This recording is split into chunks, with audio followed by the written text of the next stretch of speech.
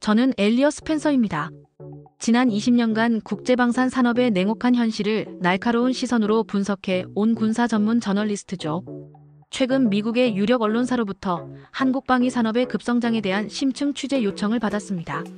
솔직히 한국 무기에 대한 제 선입견은 그리 긍정적이지 않았어요. 가격 경쟁력은 인정하지만 기술적 완성도나 혁신성은 서구 선진국에 미치지 못한다고 늘 생각했습니다. 저는 출국 전 한국 방위산업에 관한 서구 언론의 기사들을 샅샅이 검토했죠. 복제품, 2등 기술력, 가성비라는 단어들이 빈번하게 등장했습니다. 이런 사전 정보들이 제 머릿속에 깊이 각인되어 있었어요. 인천공항에 도착한 순간부터 한국의 첨단 기술이 눈에 띄었습니다. 자동화된 입국 시스템, 깔끔한 교통 인프라, 어디서나 사용 가능한 초고속 인터넷까지. 하지만 저는 표면적인 기술이라고 생각했죠. 군사기술은 화려함보다 실전에서의 신뢰성이 중요하니까요. 서울에 도착했을 때 저를 맞이한 한국 외교부의 박선영 씨는 자신의 일에 자부심이 넘쳐 보였어요. 연신 환한 미소로 한국의 발전상을 설명했습니다. 스펜서 씨, 우리나라는 불과 60년 전만 해도 세계에서 가장 가난한 나라였습니다. 하지만 보세요. 지금은 세계 10위권의 경제 강국이 됐어요. 박선영 씨의 열정은 인상적이었지만 제 마음은 쉽게 움직이지 않았죠. 겉으로 보이는 화려함 뒤에 숨겨진 기술적 한계를 파헤치는 것이 제 임무라 생각했으니까요. 첫 번째 방문지였던 한국 방산업체는 놀라울 정도로 깔끔했습니다. 인천의 현대로템 공장은 철저한 보안 절차를 거쳐 입장해야 했죠. 차가운 금속 냄새가 감도는 넓은 공장 안에는 K2 흑표 전차와 K9 자주포 등이 줄지어 있었습니다. 이곳의 수석 엔지니어 김도연 씨는 제게 자랑스럽게 설명했어요. 우리 장비는 극한의 환경에서도 완벽하게 작동합니다. 영하 40도부터 영상 50도까지 어떤 조건에서도 신뢰할 수 있죠. 그의 설명은 전문적이고 상세했지만 제 머릿속에는 여전히 의문이 맴돌았어요. 과연 실전에서도 제대로 작동할까? 미국이나 독일, 프랑스의 장비보다 뛰어날 수 있을까? 저는 차가운 미소를 지으며 노트에 날카로운 질문들을 적어 내려갔습니다. 극한의 전투 환경에서 테스트된 적이 있습니까? 실제 전장에서의 신뢰도 데이터는 어떻게 됩니까? 제 질문에 김도연 씨의 표정이 미묘하게 변했지만 그는 곧 전문적인 데이터를 꺼내 보여주었습니다. 취재는 예상대로 순탄치 않았어요. 박선영 씨는 한국 무기의 우수성을 강조했지만 저는 날카로운 질문과 비판적 시각을 유지했죠. 이런 장비들이 나토 표준과 완벽하게 호환됩니까? 실전에서 검증된 사례가 있나요? 제 질문은 때로는 무례하다 싶을 정도로 직설적이었습니다. 저는 공장 구석구석을 살펴보았어요. 한쪽에서는 젊은 기술자들이 컴퓨터 시뮬레이션을 통해 장비의 성능을 테스트하고 있었고, 다른 한쪽에서는 노련한 장인들이 세밀한 부품들을 조립하고 있었습니다. 그들의 진지한 표정과 집중력은 인상적이었지만 저는 여전히 냉정한 관찰자로 남아있었죠. 그때 저희 취재팀에 합류한 현지 통역가 아미르 자이드라는 젊은이가 눈에 띄었습니다. 중동 분쟁 지역 출신인 아미르는 유창한 영어와 따뜻한 미소로 저희의 취재를 도왔어요. 그는 특별히 한국어를 배웠다고 했습니다. 제가 어릴 때 한국 의료진이 저희 마을에 와서 많은 도움을 주었어요. 그때부터 한국에 관심이 생겼죠. 아미르의 말에 저는 약간 의아했습니다. 한국이 중동 지역에서 그런 활동을 하고 있었다니. 하지만 저는 그저 피상적인 홍보 사례라고 생각했죠. 저는 아미르에게 한국 무기에 대한 인식을 물었어요. 당신 고향에서는 한국 장비들을 어떻게 평가합니까? 아미르는 잠시 생각하더니 대답했습니다. 저희에게 중요한 것은 화려함이 아니라 필요할 때 제대로 작동하는 것이에요. 한국 장비는 그런 면에서 신뢰할 만했습니다. 취재 나흘 차에 예기치 못한 사건이 발생했습니다. 저녁 식사를 하던 중 아미르의 전화가 울렸고 그는 급하게 자리를 떠났어요. 잠시 후 돌아온 그의 얼굴은 창백했습니다. 아미르의 고향 마을에 갑작스러운 무력 충돌이 일어났고 그의 가족들이 위험에 처했다는 소식을 들은 거죠. 어머니와 여동생이 연락이 되지 않아요. 아미르의 목소리는 떨렸습니다. 저는 특종 기회를 엿보며 냉정하게 상황을 주시했어요. 이런 분쟁 지역의 실시간 보도는 저희 언론사에 큰 가치가 있을 테니까요. 반면 아미르는 눈물을 글썽이며 발만 동동 굴렀습니다. 그의 떨리는 손가락으로 휴대폰 화면을 넘기는 모습이 안쓰러웠죠. 그때 경쟁 언론사의 소피아 마르텔에게서 연락이 왔습니다. 소피아는 중동 분쟁 전문가로 저와 오랫동안 경쟁 관계에 있었어요. 스펜서, 당신이 취재하는 그 가성비 좋은 무기들이 과연 사람들을 지켜줄 수 있을까요? 내가 들은 바로는 한국산 장비들이 실전에서는 형편없다던데. 소피아의 목소리에는 은근한 비웃음이 담겨 있었어요. 그녀는 한국 무기의 결함을 암시하며 제 취재를 방해하려는 듯한 뉘앙스를 풍겼습니다. 당신이 지금 취재하는 것은 모두 포장된 쇼에 불과해요. 실제 전장에서 한국 장비는 미국이나 러시아, 유럽 제품에 비해 한참 뒤떨어져요. 소피아의 말에 제 마음속에는 의구심이 더 깊어졌지만 동시에 불편한 기분도 들었습니다. 저는 내 기사는 팩트에 기반할 것이라고 짧게 답하고 전화를 끊었죠. 아미르의 간절한 부탁에 저는 고민 끝에 그의 고향으로 향하기로 결정했습니다. 스펜서 씨, 부탁드립니다. 당신 같은 세계적인 저널리스트가 가면 현지 상황이 알려지고 도움이 올 수 있어요. 그의 간절한 눈빛을 외면할 수 없었죠. 게다가 저널리스트로서 현장을 직접 보는 것이 제 책임이기도 했습니다. 위험을 무릅쓰고 분쟁 지역으로 향하는 비행기 안에서 제 마음속에는 복잡한 감정이 교차했어요. 특종에 대한 욕망과 순수한 청년 아미르에 대한 연민 사이에서 갈등했죠. 이게 정말 가치 있는 모험인가? 단지 한 통역사의 가족 문제 때문에 내 목숨을 위험에 빠뜨리는 게 옳은가? 마음 한편으로는 이렇게 냉정한 계산을 하면서도 다른 한편으로는 아미르의 간절함에 마음이 흔들렸습니다. 건조한 공기와 먼지 냄새가 가득한 현지에 도착했을 때 저는 눈앞의 광경에 할 말을 잃었습니다. 화려한 쇼룸에서 봤던 장비들과는 전혀 다른 현실이 펼쳐져 있었어요. 이곳은 실제 전쟁터였습니다. 총성이 간간히 들리고 연기가 피어오르는 건물들, 그리고 두려움에 떨고 있는 사람들. 폐허가 된 마을과 고통스러워하는 사람들의 모습은 제가 상상했던 것보다 훨씬 참혹했어요. 의료시설조차 제대로 갖춰지지 않은 그곳에서 한국에서 파견된 의료지원단과 구조대가 헌신적으로 사람들을 치료하고 구조하는 모습이 눈에 들어왔습니다. 낡은 군용 텐트 안에서 한국 의료진은 능숙한 솜씨로 부상자들을 돌보고 있었죠. 휴대용 장비들은 비록 화려해 보이지는 않았지만 놀라울 정도로 효율적으로 작동하고 있었습니다. K-MED라는 글자가 새겨진 컴팩트한 의료 장비들은 마치 긴급 상황을 위해 특별히 설계된 것 같았어요. 접이식 수술대는 순식간에 설치되었고 휴대용 발전기는 조용하면서도 안정적인 전력을 공급하고 있었습니다. 현장 의료진들은 무선 통신 장비를 통해 한국의 전문의들과 실시간으로 소통하며 치료 방법을 논의하고 있었죠. 저는 부상자들을 치료하는 한국인 의사에게 다가가 인터뷰를 시도했어요. 그 의사는 바쁘게 움직이면서도 차분하게 대답했습니다. 저희는 그저 저희가 할 수 있는 일을 할 뿐입니다. 한국도 과거 어려움을 겪을 때 많은 나라의 도움을 받았어요. 이제 저희가 도울 차례죠. 그의 이름은 김지훈 박사였습니다. 그는 이미 2달째 이곳에서 의료 활동을 하고 있었고 곧 다른 팀과 교대할 예정이라고 했어요. 그 순간 저는 심각한 부상을 입은 한 아이를 발견했습니다. 10살 남짓 되어 보이는 소녀는 온몸에 피를 흘리고 있었고 얼굴은 창백했어요. 현지 의료진조차 고개를 저으며 포기했다고 판단한 위급한 상황이었어요. 제 심장이 빠르게 뛰기 시작했죠. 이 아이는 곧 죽겠구나.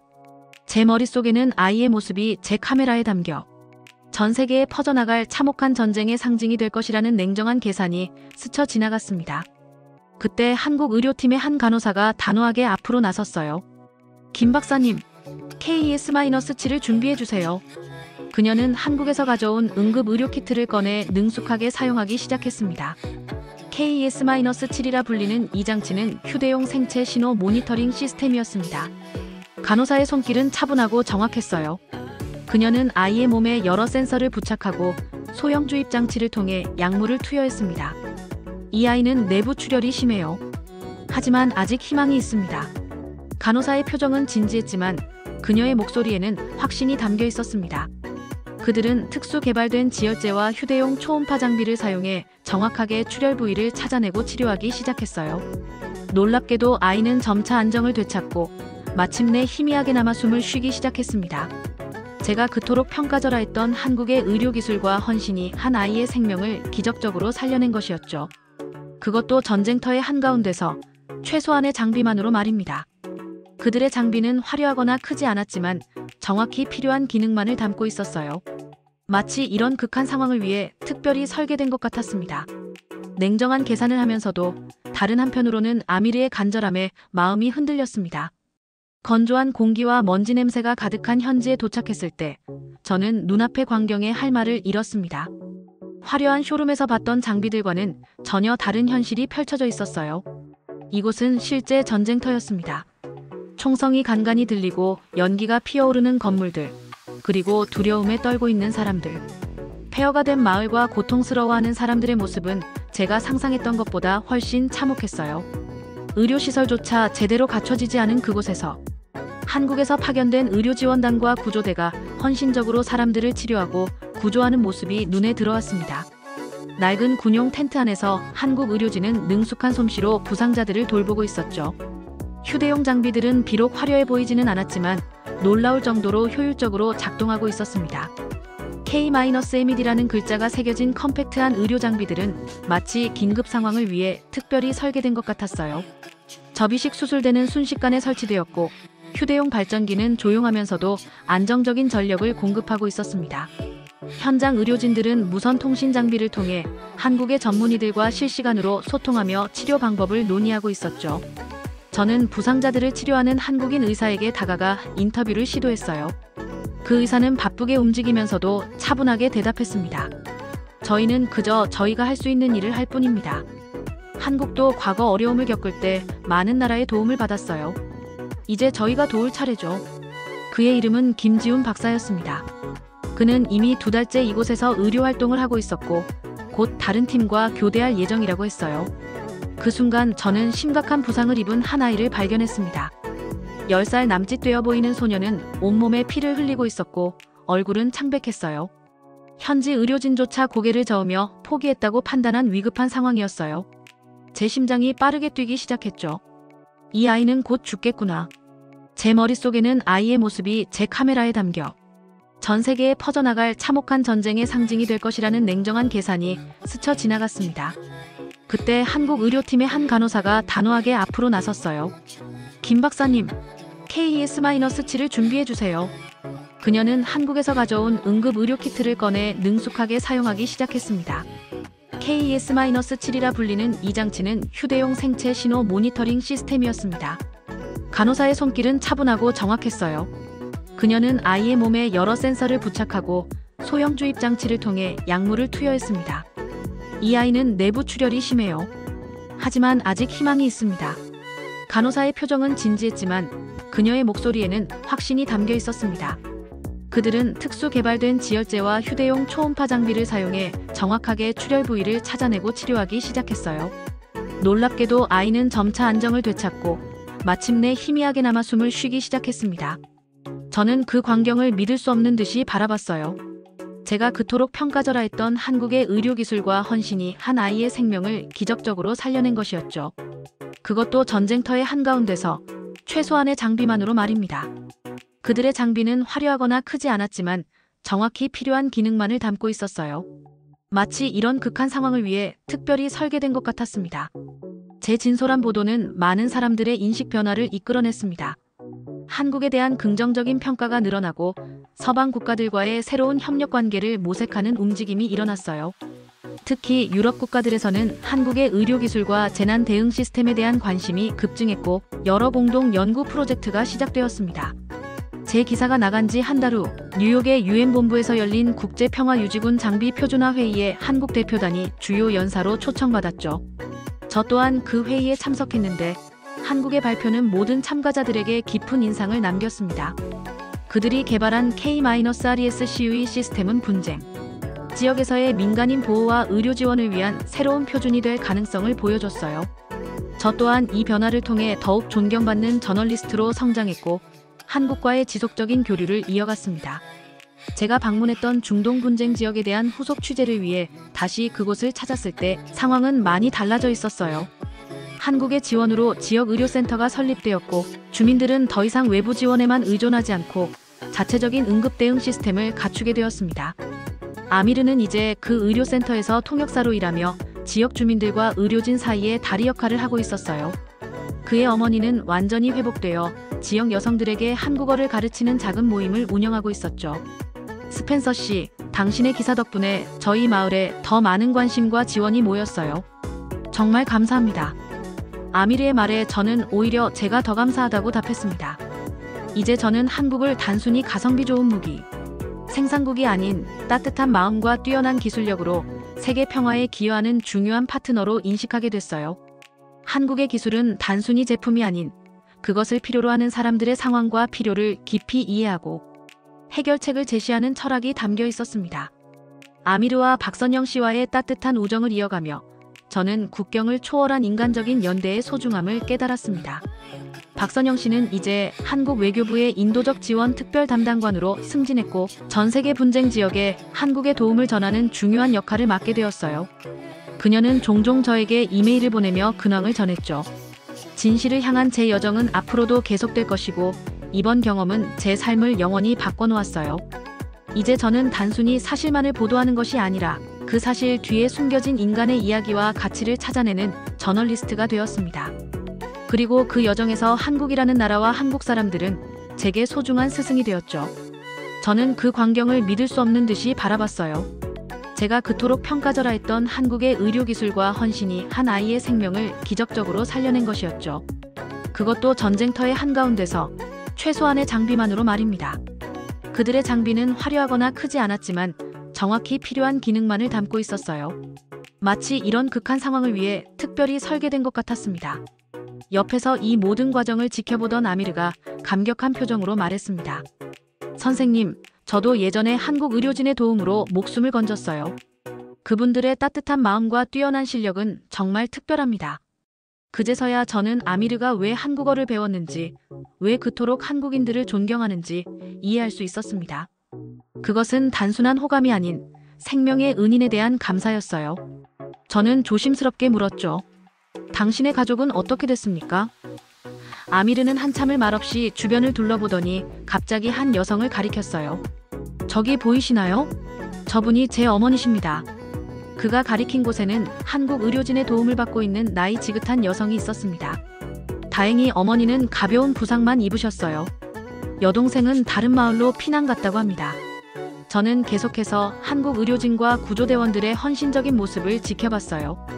그들의 눈빛에서 단순한 직업적 의무감을 넘어선 무언가를 발견했습니다. 과거 어려움을 겪었던 경험을 바탕으로 타인의 고통을 외면하지 않고 적극적으로 도움의 손길을 내미는 연대의식이 느껴졌죠. 특히 신속하고 정확한 응급처치를 가능하게 하는 한국 의료키트와 열악한 환경에서도 효율적으로 작동하는 이동형 의료장비들은 제 선입견을 완전히 무너뜨렸어요. 화려함보다는 실용성에 초점을 맞춰 개발된 한국의 의료 기술과 구호 시스템이 위기 상황에서 빛을 발하는 것을 목격했습니다. 저는 깨달았죠.